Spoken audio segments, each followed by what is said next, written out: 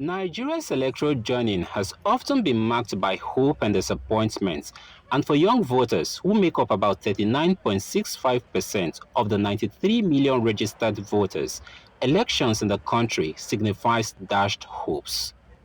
A recent survey conducted by a youth-led electoral reform project reveals that 90% of respondents want urgent reforms in the nation's electoral system. For us, it is more than a project.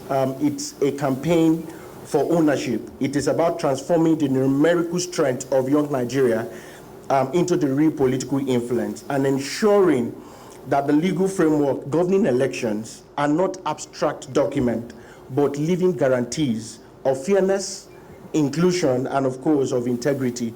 From disappointment to specific recommendations, young people say their priority must be reflected in the ongoing electoral reform process. The issue of the process by which parties select candidates to elect them, the justiciability of whether these matters should be justiciable or adjudicated upon by the courts, and then the different parts, electoral stages, and then the collation in electoral reform, and then also the right of independent persons to run as candidates in an election. Civil society leaders, including journalists, argue that reforms must go beyond legislation, but to demands that addresses the values that shape leadership. Speak to people, and they already have plans of not participating in the next election, just because they feel that in the last election I participated, what did it amount to? So that's a breach of trust.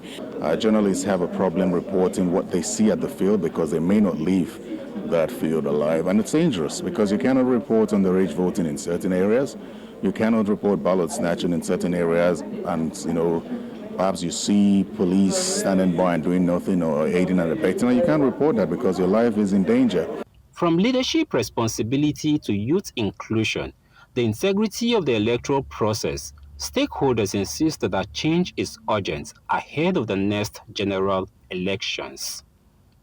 In Abuja for News Central, Idonk Joseph.